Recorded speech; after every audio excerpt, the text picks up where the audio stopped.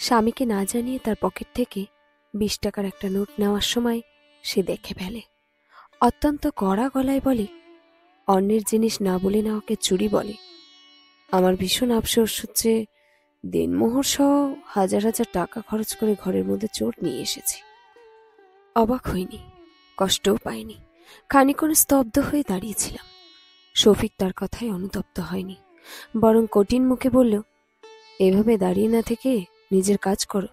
দ্বিতীয়বার এমন কিছু দেখলে তোমার আব্বাকে নালিশ করতে বাধ্য হব। তার কথার জবাব দিলাম না। কি বা বলতাম আমি? না বলে নেওয়াকে তো চুরি বলে। তবে সে কি কারণ জানতে চাইতে পারত না? শাসনটাকে আরো একটু কোমল করতে পারত না? স্বাভাবিক ভঙ্গিতে রান্নাঘরে চলে গেলাম। চুলায় চায়ের পানি ফুটছে, এলাচের গন্ধ নাকে লাগে। খানিকটা অন্যমনস্ক হয়ে পড়লাম। আমাদের বিয়ে হয়েছে খুব বেশি দিন হয়নি, প্রায় 1 বছর। বিয়ের পর থেকে দেখি শফিক টাকা পয়সার ব্যাপারে খুব সচেতন। প্রয়োজনের অতিরিক্ত 1 পয়সাও খরচ করতে চায় না। শেষ কবে আমার হাতে টাকা দিয়েছে মনে করতে পারি না। আজ তাকে না বলেই টাকাটা নিয়েছিলাম প্রয়োজনে। বয়স্ক মহিলা শাকের ঝুড়ি নিয়ে বাড়িতে এসেছিল।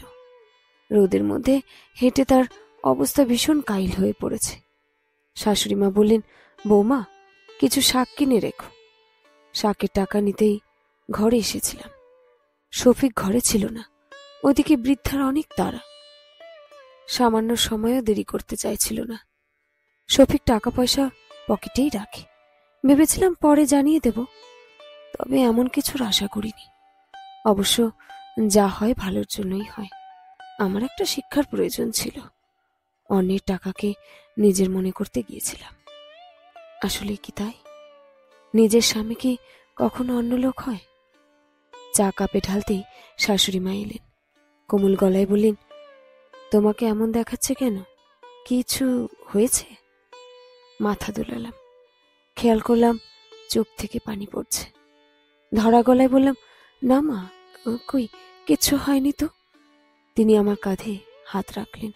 শীতল গলায় বললেন, শফিক কিছু বলেছে?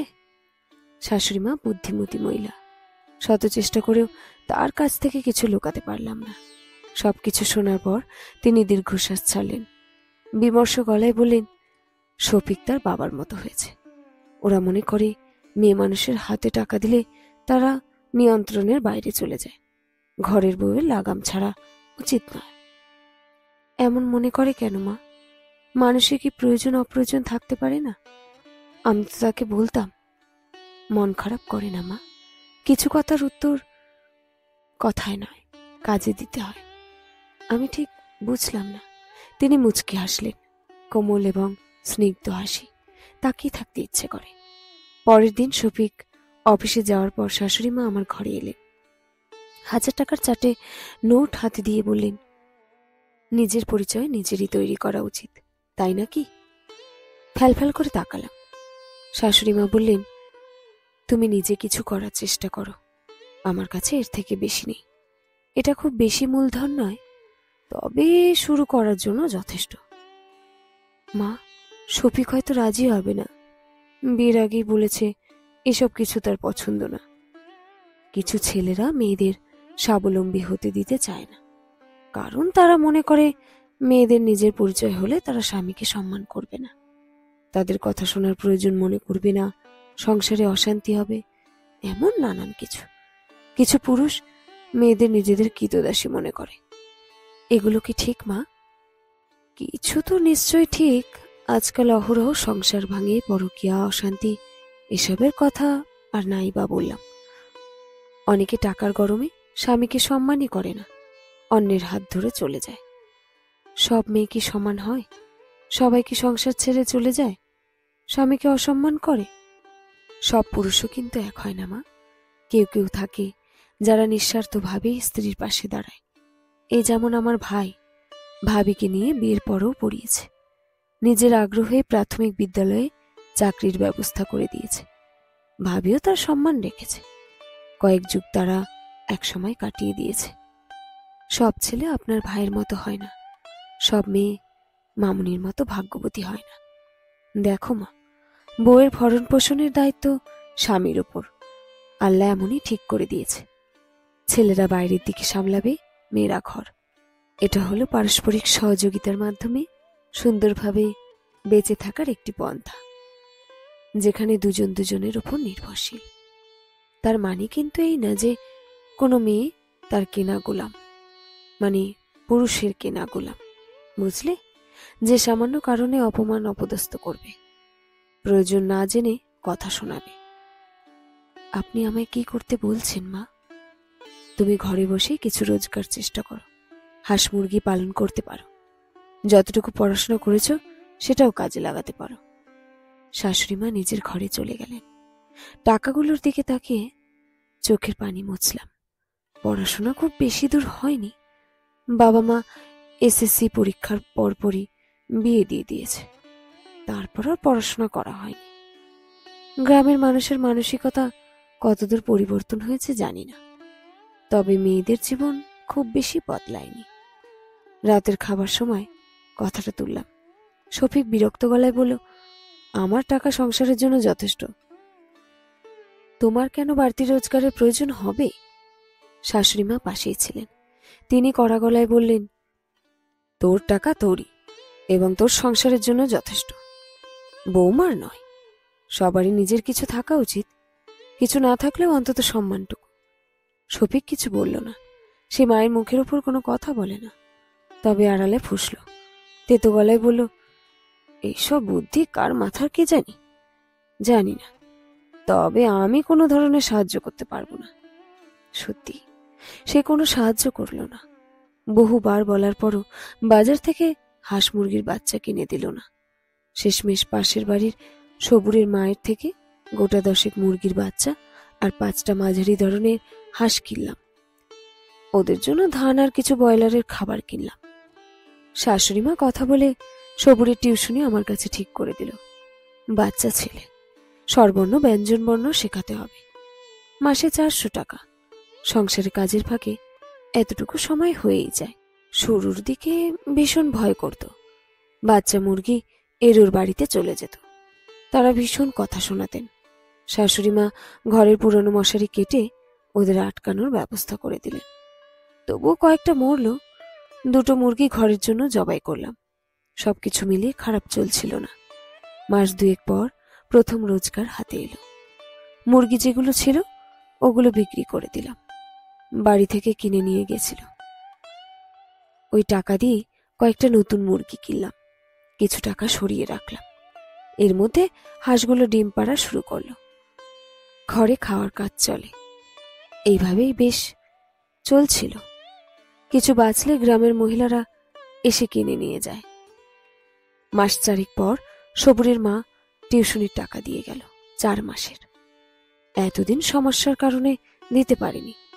চুপিসারে জমানো টাকাগুলো বের করলাম। গুনতে গুনতে চোখে পানি এসে যাচ্ছে। সব মিলিয়ে প্রায় 6,000 টাকা হয়েছে। এক দৌড়ে শাশুড়ি মায়ের ঘরে গেলাম। টাকাগুলো দেখে উনিও খুব খুশি হলেন। মাথায় হাত বুলিয়ে দিতে দিতে মুখ ঘুরিয়ে ফেললেন। হয়তো চোখের পানি লুকাতে চাইছেন। সেদিন থেকেই যেন নতুন করে বাঁচতে শিখলাম। প্রথমবারের মতো শফিকের সাথে কাপড়ের দোকানে গেলাম। সবার জন্য টুকটাক কিছু উপহার কিনলাম। শফিককেও একটা শার্ট কিনে দিলাম। সে নিতে চায়নি, অথচ তার মুখ দেখে মনে হচ্ছিল ভীষণ খুশি হয়েছে। শাশুড়ি মায়ের জন্য একটা শাড়ি নিলাম। খুব বেশি দামি নয়, তবে দেখতে সুন্দর। সাদা কাপড়ের ওপর ছোট ছোট নীল ফুলের নকশা। কাপড় দিতে গিয়ে কোনো কথা বলতে পারিনি। খানিকক্ষণ শাশুড়ি মায়ের, না, ভুল বললাম, মায়ের কোলে মাথা রেখে শুয়েছিলাম আর চোখের পানি ফেলছিলাম। শুধু কি জন্ম দিলেই মা হওয়া যায়? ভালোবেসে আগলে রাখলে, বাঁচতে শেখালে, তাহলে কি মা হওয়া যায় না? সেদিন মাও কোনো কথা বলেনি, মাথায় হাত বুলিয়ে দিয়েছিলেন শুধু। দিনকাল ভালোই চলছে। ঝড়ঝাপটা কম আসেনি। মুরগি হাঁস মারা গেছে। সবুরের পড়া শেষ হয়নি, তবে থেমে যায়নি। হোঁচট খেলেও উঠে দাঁড়িয়েছি। বহুদিন বাদে আজ হঠাৎই নজরে এলো শফিক আমার ব্যাগ থেকে টাকা বের করছে। আমায় দেখে লজ্জায় লাল হয়ে বলল, একটু প্রয়োজন ছিল, মাস শেষে দিয়ে দেব। খুব করে বলতে ইচ্ছে করছিল, অন্যের জিনিস না জানিয়ে নেওয়াকে চুরি বলে। তবে বললাম না। ওই কথার জন্য ওকে মাফ করে দিয়েছি। সেদিন ও আমায় এসব বলেছিল বলেই আজ নিজের কিছু টাকা আছে। ধাক্কা খেয়ে পড়ে না গেলে কখনোই উঠে দাঁড়ানো যায় না। শফিক বলল, তুমি কিছু মনে করলে নাকি? না সূচক মাথা দোলালাম। শান্ত গলায় বললাম, সংসার এমনই, একে অপরের উপর নির্ভরশীলতা। সামান্য কথায় সংসার ভাঙে না, মনের মাঝে একটা দাগ পড়ে। সেই দাগগুলো মারাত্মক। মারাত্মক বলতে খুবই গভীর এবং যন্ত্রণাদায়ক, যা শোককে নষ্ট করে দেয়। শফিক জবাব দিল না, ব্যস্ত ভঙ্গিতে চলে গেল। হয়তো তারও পুরনো কথা মনে পড়েছে। তবে আমি আর কিছু বললাম না। সামান্য কথা, অপমান, ছোট করা, এগুলোর জন্য সংসার ভাঙা যায় না। কেউ হয়তো ভাঙেও না, তবে তা বুকে চাপা থাকে। কখনো কখনো চাপা কান্নার বা দীর্ঘশ্বাসের কারণ হয়ে দাঁড়ায়। আমার জীবনে নতুন মা ছিল। অন্য শাশুড়ির মতো তিনিও কথা শোনাতেন, ভুল ধরতেন। তবে তার পাশে দাঁড়ানো যেন সব কিছু ছাপিয়ে যায়, মন থেকে সম্মান নিয়ে আসে। শাশুড়ি নাকি ভালো হয় না, বেশিরভাগ মেয়েই তাদের ভালো বলতে চায় না। পুরানো দিনগুলি আগের যুগের চড়ায় আটকে থাকুক। আমি ভালো হই, আমার ছেলের বউ গর্ব করে বলুক, আমার শাশুড়ি আমার মা। পরিবর্তন না হয় আমাকে দিয়েই শুরু হোক। শেষ হল আজকের গল্প নীল নকশার শাড়ি, কলমে ফারহানা কবির মানাল।